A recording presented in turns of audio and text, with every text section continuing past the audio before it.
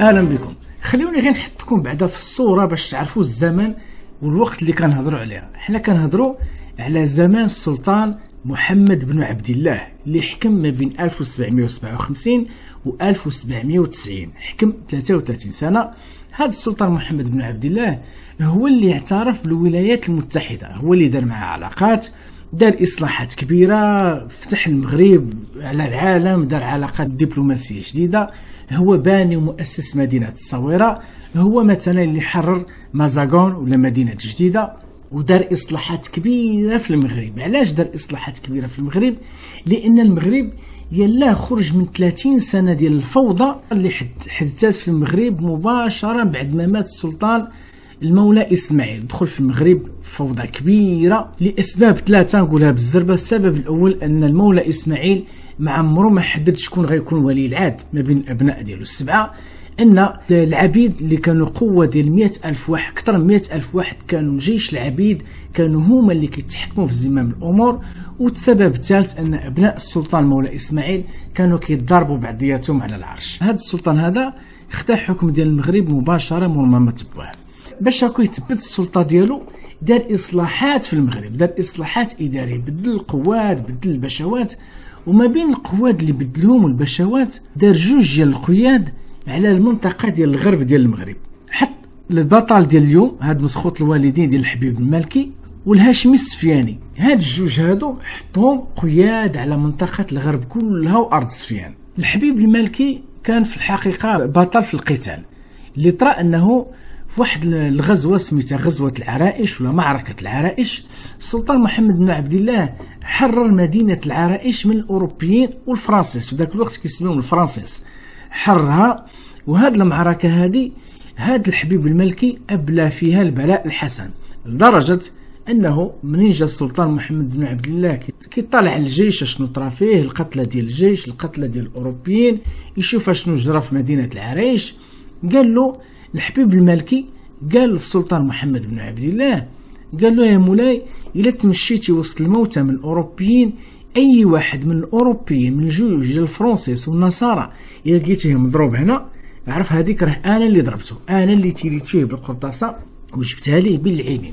بالفعل الحبيب المالكي فيما يخص الحروب كان محارب صنديد لا يشق له غبار، ولكن من جهه اخرى كان كيتعدى وكان كيتجبر، وكان الهم ديالو هو جمع المال والعيالات. هذا هو الهم ديالو في الحياه. في منطقه ديال الغرب بنى واحد القصر كبير وزاد السلطه ديالو، لانه شاف بانه كبر في العينين ديال السلطان محمد بن عبد الله، خصوصا من داكشي اللي دار في المعركه ديال العرائش، وكبر حتى في العينين ديال المغاربه والقوات الاخرين، ولات عنده سمعه كبيره على اساس انه محارب كبير وقائد متمكن وثري وقوي وغني. القائد الحبيب المالكي غيزيد من السلطات ديالو وغيزيد من القوه ديالو مور ما مات القائد الاخر الهاشمي السفياني اللي هو كان كيساعده على منطقه الغرب. مات في واحد المعركه ديال تحرير تغور المغربيه. فهنا الحبيب المالكي نفارد منطقه الغرب تماما، الغرب بلاد سفيان، سوق الاربع، نفارد بهذه المنطقه كلها، ولا هو القائد الواحد والاوحد. خصوصا ان السلطان محمد بن عبد الله مور ما مات السفياني ما عين حتى شي واحد كان عاجبه القائد الحبيب المالكي، لكن ما كانش كيوصلوا. شنو كان كيدير الحبيب المالكي؟ عطاها الجميع ديال الفلوس، يفرض على الناس اتاوات، يفرض عليهم ضرائب، هو يحط عينيه على واحد الدوار في المنطقه ديال الغرب. هذاك الدوار بسبب الاوضاع، بسبب الفقر والمجاعه، ذاك الدوار الكثير من الرجال ديالو كانوا كيخرجوا يخدموا خارج الدوار ويرجعوا، فولا العدد ديال العيالات والدراري الصغار اكثر من الرجال. وكان كيدخل الحبيب المالكي مره لذاك الدوار، وكانوا كيعجبوه العيالات، خصوصا هو الهم ديالو في الدنيا هي الفلوس والعيالات. وعلى ديك العيالات الحبيب المالكي كان متزوج ب4 ديال العيالات، لكن ما يقدوش 4، تزوج ب5، 6، 7، 8، 9، 10، 11، 12، بدا يتزوج حتى وصلوا العدد ديال العيالات اللي مزوج بهم القائد الحبيب المالكي 18 المرأة. غادي نخلي لكم المصادر وتشوفوا التجبر والهوس ديال هذا القائد هذا بالعيالات. اشنو دار؟ فعلى مر السنين بسبب الفلوس وعنده قصر كبير تزوج ب 18 المراه، وكل مراه كان حاطها في شي غرفه من دوك الغرف ديال القصر. ما قدوش 18 المراه اللي كان مجوج بهم، فحط عينيه على هذا الدوار هذا. شنو ولا كيدير؟ دوك الرجال اللي كانوا مازالين باقيين في ذاك الدوار شدوهم بدا كيخدمهم عنده في الجيش ديالو، كيعطيهم مهمات وكيصيفطهم كيعينهم في مناطق اخرى. كان تيتصل بالقائد ديال المنطقه الفلانيه تيقول له خصك شي رجال انا غادي نصيفطهم لك يساعدوك.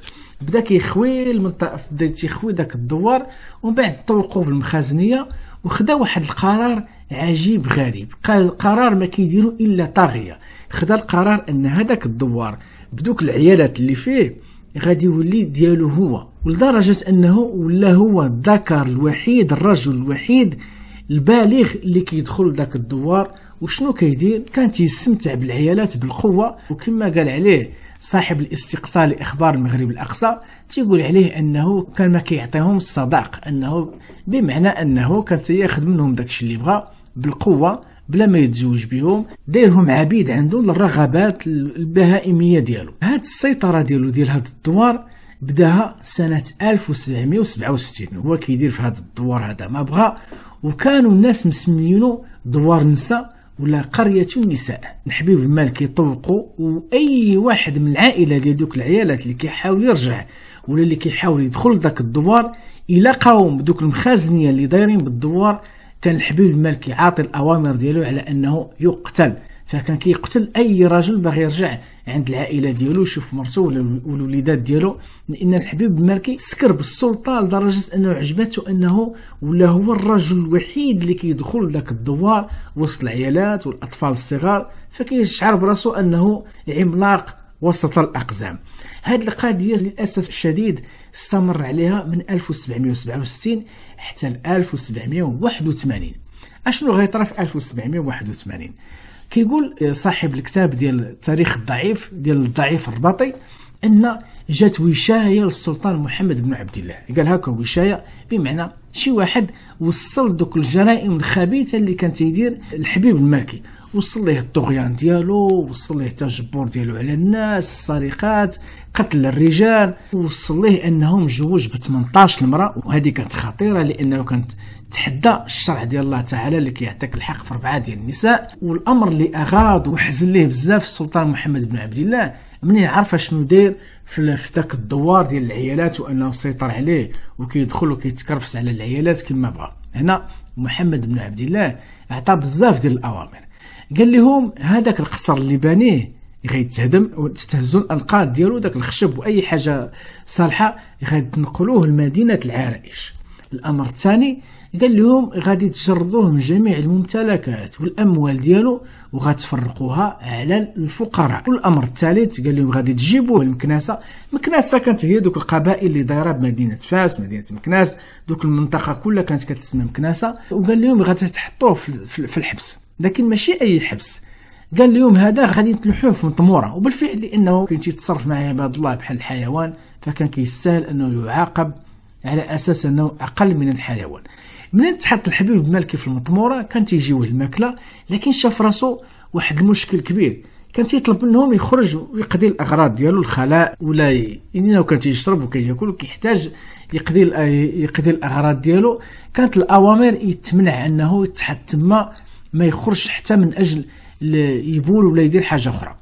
هنا الحبيب المالكي شاف راسو انه غادي ياكل وغادي يولي يديرها تما، فهذا مأزق، فاخذ واحد القرار انه يدير اضراب عن الطعام. وبالفعل بدا الاضراب عن الطعام حتى مات.